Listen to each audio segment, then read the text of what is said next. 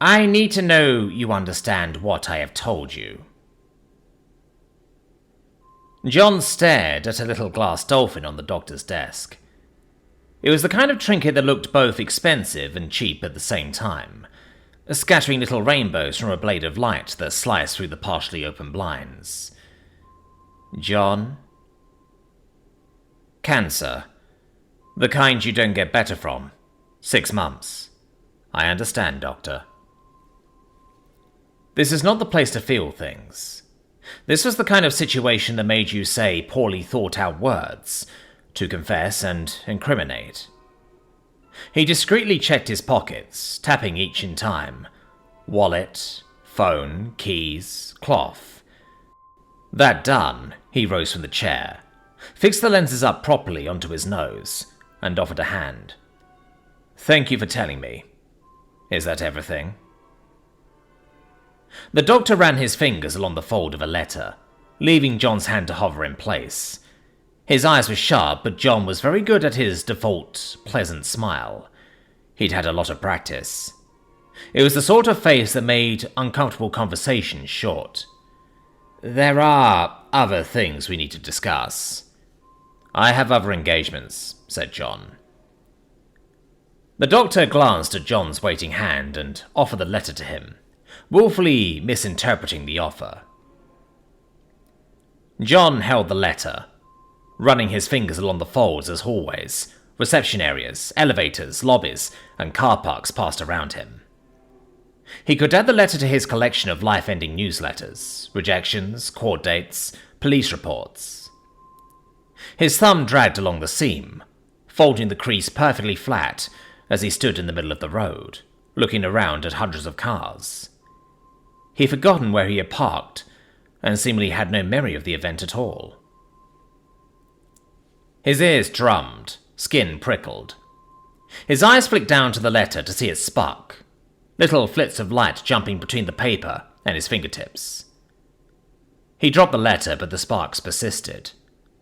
Light flashed, and he was out.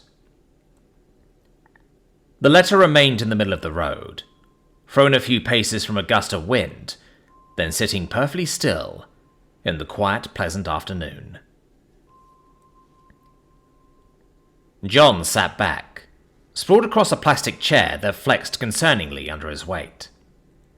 His mouth contained the acrid taste of sleep that his tongue needed to polish off each tooth to dislodge the flavor. His eyes took the time to adjust to the intense lights above, until he could see a glint on the table in front of him. He sat up and reached out, bringing the little wireframe glasses back up onto his nose. He was in an interview room, square, waterproof, a window to unfamiliar computers. Lots of cabling but no adapters he was familiar with. No Ethernet or serial ports, as though someone had reinvented wiring from the ground up. The chair was too short, and the only doorway was small and narrow, too, with unfamiliar symbols on a hexagonal keypad.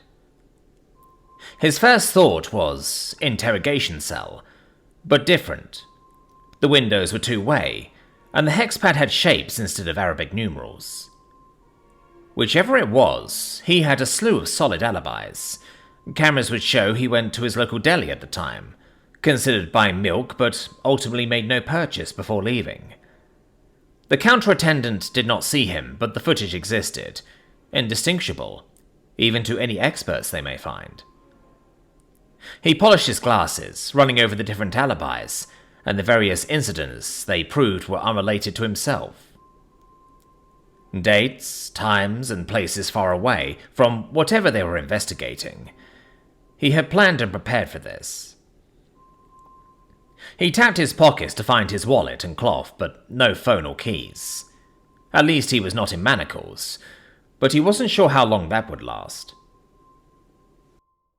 The door and the walls around it were transparent. There was a room beyond that connected to both his interrogation room and the observation station with the computers. It had another door on the far end. It opened, revealing something he hadn't planned for. Short, blue figures with white clothes. He put his glasses on to see strange lean people walking into the room, They were not detectives. Their skin was varying shades between teal and seafoam green. No hair. They had little tendrils slicked back from their scalp. They looked mostly human, like budget alien extras that could be mocked up with a bit of makeup and latex. He was offered polite smiles, and so he returned the expression that he had practiced so well. One individual couldn't take her eyes off him. She was subordinate to the others, bowing and nodding, speaking only when they spoke to her. He couldn't read her lips. They moved strangely, and she was not speaking words he understood. A senior of the species reprimanded her, and she cast her eyes low in apology. Then her spirits fluttered up to blooming again at his words. She stepped toward the door to his interrogation room and punched in 4 shapes into the keypad. Middle, high, low was the best he could see. There had to be a more complex code to get out. The door opened with a whoomph of air, negatively pressurized. She was practically jumping out of her skin with excitement and ran fingers to settle a tendril past the strangely shaped folds of her ear. "Can you understand me?" she said. Yes. I can understand you quite well. Please take a seat," said John, while extending a hand to the chair opposite. She shot him smiles between settling down a tablet and adjusting her little plastic seat to mirror him across the table. The others lingered around screens in the observation room, chatting to each other as they went. "My name is Riffin Dillark, but that is probably difficult for a human to say. You can call me Sarah if you prefer. May I have—" "You like the name Sarah?" said John. "Oh yes, it's very similar to a growl dish for dancing," she said. Her eyes were bright. There was absolutely no filter between what she felt and what her face presented. With a button press, a short clearing of her throat was broadcast into the room. Her tendrils bloomed a deeper blue, and she visibly cringed at the sound. She nodded, partially to herself, and flicked her attention back down to the tablet. "May I have your name?" "You're aliens. This is space." There was a delay between her words and the understanding of the observers. The signal had to be translated before they could hear. She stared at his pleasant smile for a second. "Yes and yes. You don't seem too concerned about that." "So long as we are not within 300 feet, I am not concerned about the location." Her tendrils flared, and a squeaky laugh bubbled out of her. "Yes, that would be concerning at this speed, but are you comfortable knowing this?" "It answers more questions than it raises. It clarifies." "Clarifies," she said, a soft smile curling her lips. She nodded and glanced at her notes before she continued. "You are quite adaptable. You are a signals technician, correct? You work with communications equipment? You live in a city, work regular hours, have no eccentric hobbies. Other than your mildly defective eyesight, there are no signs of aberration from the normal." "Just a regular normal guy," said John. "Center of the distribution. How familiar are you with science?" she said. "You want a control? A standard to measure apparent behavior?" said John. "Yes. Oh, talking to you is much easier than I could have hoped." The researchers appeared unarmed and disinterested. "This is a clandestine operation?" "Clandestine?" "Secretive. You are not associated with any law enforcement?" "A human organization? No. Not at all. Is that okay?" John nodded. She scrolled through the tablet for a moment. Her eyes bored into the next question before lifting up to him. She took a step to calm herself. The smile left the corners of her eyes, and for the first time, she wore a mask of false emotion as she spoke. She was unaccustomed to lying on command. "We will just run a few tests, nothing invasive. A few activities and questions, and at the end of it all, you will be returned unharmed with precious metals." John dialed his pleasant smile up to an 8 and rose from his chair, reaching across the table to plug the stylus from her fingers. "Precious metals? I will be a rich man," he said. The spike was rigid, sharp and heavy. Her eyes flicked from his face down to the stylus and back up. He nodded again. "Splendid." "Splendid," she said. The metal didn't flex against his thumb when he tested it. "Splendid." Her smile faltered. Confusion flitted behind her eyes.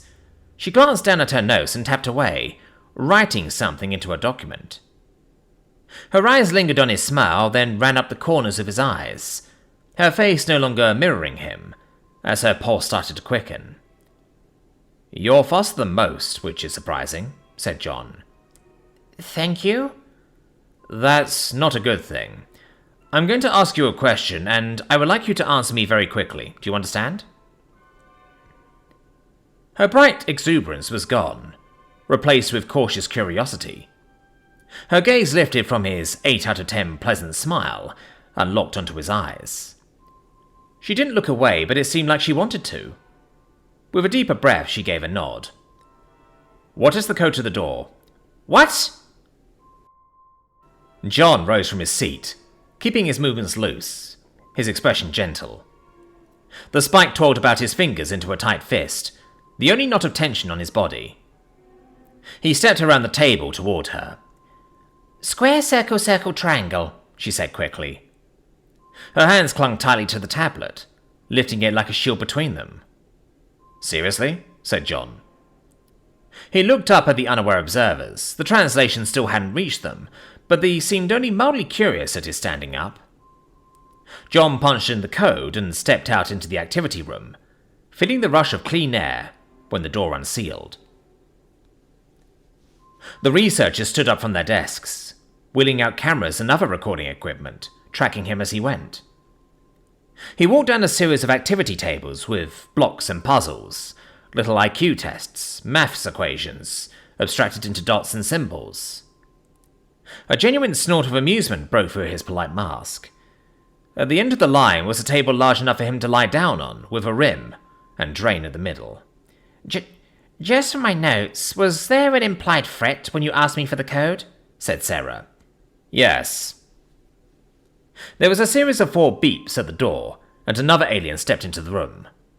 5 foot, more built than the others, baton on his hip, radio, and a vest that looked designed to deflect small arms fire away from his heart, assuming their heart was in the same place. There was no reason to believe the heart wasn't there. "Do you feel less agitated now that you are in a larger room?" said Sarah. "Yes. There is much more space out here."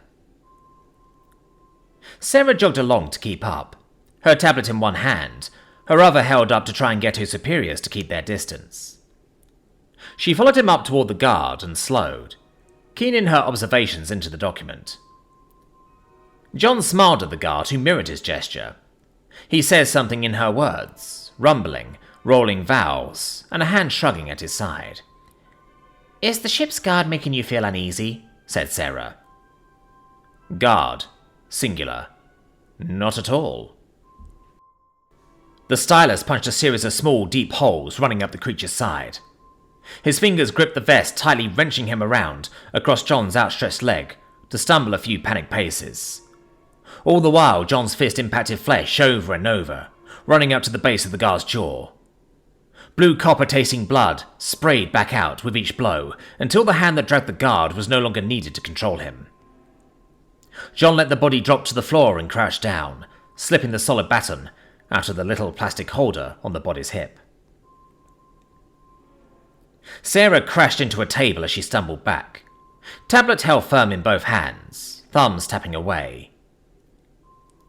John turned to her superiors, rod in one hand, spike in the other, herding them back into the observation room, into an ever smaller space where they clambered over the top of each other. He couldn't understand the exact meaning of their words, only the tone of the screeching that began to deafen him. Their hearts were in the same place, which was a pleasant surprise, protected by bands of constricting muscle and sinew in lieu of ribs. Their blood was under high pressure, spraying rather than gushing, turning to mist where they should have simply bruised. Their fewer bones were less rigid in proportion to their smaller stature, and it didn't take as many strikes as he expected to bring the room back down to silence. The only sound was a single set of lungs panting wildly and the faded ringing in his ears. Sarah stared at her screen, tapping away as fast as her fingers could manage. John stepped around the mess, weaving between overturned chairs to lean back against the autopsy table. He drew down his glasses, reverting her to a formless blob, as he polished the blue off his lenses. "What are you doing?" said John. Taking notes, so they can find out what happened." "Read them back to me. I will know if you lie."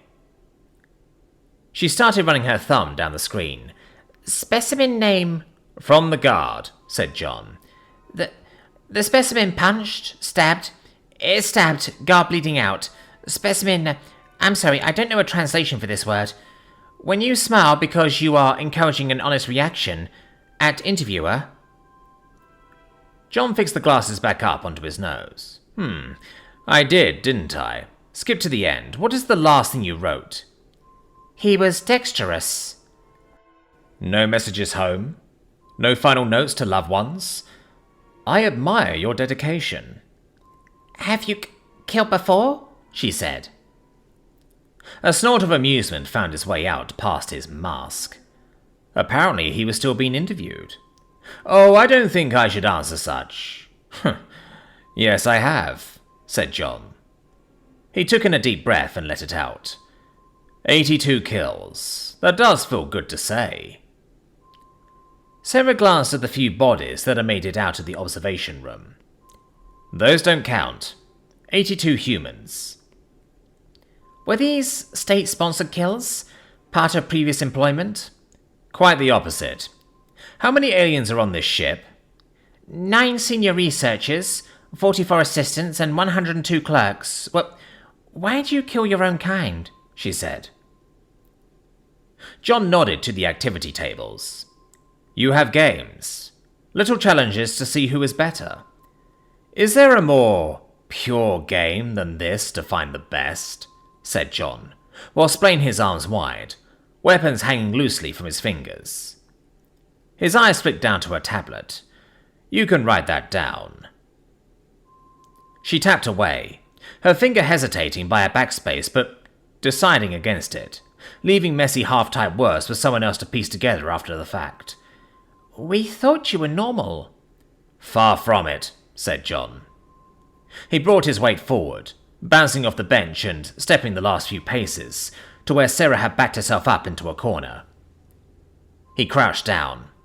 Her fingers blitzed faster and faster, getting her final thoughts into text as quickly as she could. John tilted his head down until his face entered her view. The moment her eyes met his, she was caught. The tapping petered off, and her head craned back to follow him. The room switched to emergency lighting of dull red, highlighting everything in crimson or black. He let the fake smile finally fall off his face, his mask slipping away to reveal nothing at all.